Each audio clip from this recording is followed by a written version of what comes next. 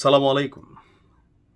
ভারতের প্রধান সমস্যা হচ্ছে তারা নিজেদেরকে ভাবে যে সারা পৃথিবীর মধ্যে সবচেয়ে শান্তিপ্রিয় জাতি। তবে হ্যাঁ, জনগণের একাংশ আছে প্রকৃতপক্ষে তারা সনাতন ধর্মের যে মূল বাণী সেটাকে বিশ্বাস করে। তবে বিজেপির নেতৃত্বাধীন যে ধর্ম ব্যবসায়ী ভিত্তিক উগ্র হিন্দুত্ববাদী মেন্টালিটির কিছু সদস্য আছে এবং কি বিজেপি সরকারের মধ্যে এদের একটা বড় অংশ কানেক্টেড, তারা মনে করে যে তারাই সঠিক আর বাকি যা আছে ভুল। দেখেন, আমি পাকিস্তানকে খুব বেশি যে ভালোবাসি পছন্দ করি তা নয়, কিন্তু কিছু কিছু ক্ষেত্রে যখন ভারতের এরকম নির্লিপ্ত মিথ্যাচার আমরা দেখি, তো সেই ক্ষেত্রে প্রতিবাদটা করাই লাগে। ঘটনার প্রেক্ষাপট হচ্ছে পাকিস্তান, একদিকে হচ্ছে আওয়াজে পাকিস্তান। দেখেন, পাকিস্তানের ভারতের তুলনায় সামরিক শক্তি অনেক কম হলেও যুদ্ধের বেলায় বা সাহসের বেলায় পাকিস্তান কিন্তু ভারত থেকে অনেক দূর আগানো। ইভেন ভারত পাকিস্তান যুদ্ধে গেল কয়েকদিন আগে যে দৃশ্যপট আমরা দেখেছি, সেখানে কিন্তু এটা বারবার প্রমাণিত হয়েছে যে পাকিস্তানিরা একটি অতি উৎসাহী আছে যুদ্ধের বেলায়। তো ভারত সিনেমাতে যতটা সফল, বাস্তবে হচ্ছে তার উল্টো। তবে কথাই কিন্তু কম যায় না।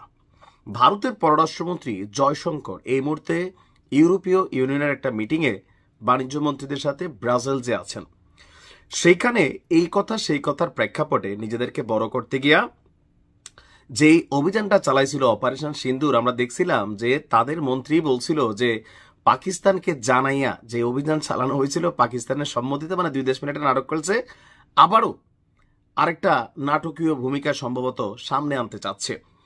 ইউরোপ সফররত ভারতের পররাষ্ট্রমন্ত্রী জয়শঙ্কর গতকালকে মানে আপনার আন্তর্জাতিক গণমাধ্যম পলিটিকোকে দেওয়া এক সাক্ষাৎকারে বলছে যে প্রয়োজনে পাকিস্তানের আরো ভেতরে ঢুকে হামলা চালানো হবে। আর এই বক্তব্যের পরপর সোশ্যাল মিডিয়া প্ল্যাটফর্মে পাকিস্তানের জনগণ, পাশাপাশি কিছু তাদের নিউজ পত্রিকা বলছে সীমান্তেই লটকাই দেওয়া হবে।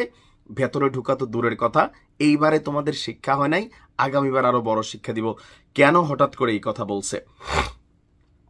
ভারতের এটা হচ্ছে একটা ধরেন কি বলে যে পলিটিক্যাল ন্যারেটিভ, জনগণকে যেটা খাওয়ানো যায় যে পাকিস্তান ভারত একটা যুদ্ধ যুদ্ধ ভাব, পাকিস্তানের চেয়ে ভারত বড়, মানে এই যে ন্যারেটিভটা, এইটা বিজেপি সরকার খুব ভালোই জীবিত রাখছে।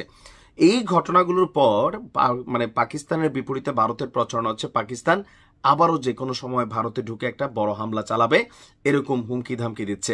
আবার পাকিস্তানেরও কিছু পলিটিক্যাল বক্তব্য আছে এরকম, যখন ভারত এই ধরনের উস্কানিমূলক বক্তব্য দেয়, পাকিস্তানও সেটাকে কাউন্টার করে সত্যি সত্যি কিন্তু বক্তব্য দেয়। তাই বক্তব্যের প্রেক্ষাপটে জয়শঙ্কর বলছেন সীমান্ত পার করে যদি পাকিস্তান আবারও কোনো ধরনের সন্ত্রাসী হামলা চালায়, তাহলে সীমান্ত পার করে ভারতও পাকিস্তানের যে কোনো জায়গায় গিয়া আঘাত আনবে, বসে থাকবে না।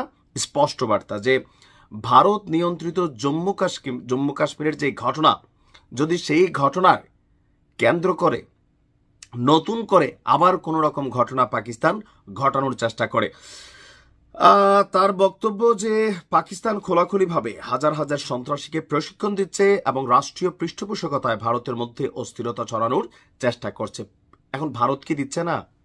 বিজেপির নেতৃত্বাধীন যে মন্ত্রীরা আছে, বিভিন্ন নেতাকর্মীরা আছে, প্রকাশ্যে ওই দেশে এরা যা বক্তব্য দেয়, এটা কি সন্ত্রাসী কর্মকাণ্ডের মধ্যে পড়ে না?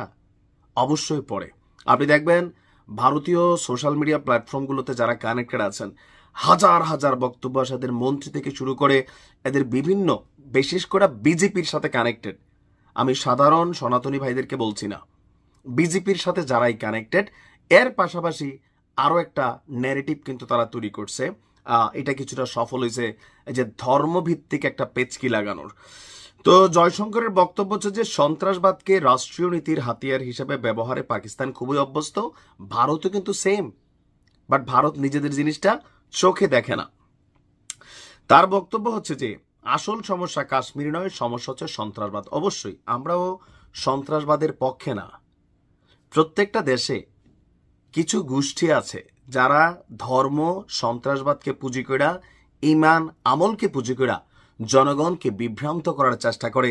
তারা বুঝায় তাদের সাথে হাঁটলে জান্নাত, স্বর্গ পাওয়া যাবে, জিহাদ করতে হবে, তারপর হচ্ছে হিন্দুদেরকে উদ্বুদ্ধ করে ঝাঁপাই পড়তে হবে নাঙ্গা হাতে। এগুলো হচ্ছে ধর্ম ব্যবসায়ীদের একটা আইডেন্টিফিকেশন, মনে রাখেন। ধর্ম ব্যবসায়ীরা রাজনীতিকে, যারা ধর্মকে এনে রাজনীতির মধ্যে কারেক্ট করে ফায়দা নিতে চায়, এরা কথায় কথায় এগুলা বুঝাবে এটা হবে ওইটা হবে। কিন্তু আমার মনে হয় ভারত পাকিস্তান বাংলাদেশের আপামর যে জনতা, হিন্দু হোক মুসলিম হোক, ধর্মীয় কার্যক্রমের সাথে তারা রাজনীতিকে মিলাইতে চায় না। শুধুমাত্র যারা এগুলাকে বেচা রাজনীতি করে তারাই মিলাইতে চায়। আর এই দলগুলো কোনো দেশেই খুব শক্তিশালী না। বিজিবির অবস্থা দেখেন, ধস পড়ে গেছে। ভারতের এই ধরনের বক্তব্য দেওয়ার আগে একটু ভালো করে ভাইবা চিন্তা দেওয়া উচিত নিজেদের দেশে কি ঘটছে। ভালো থাকুন।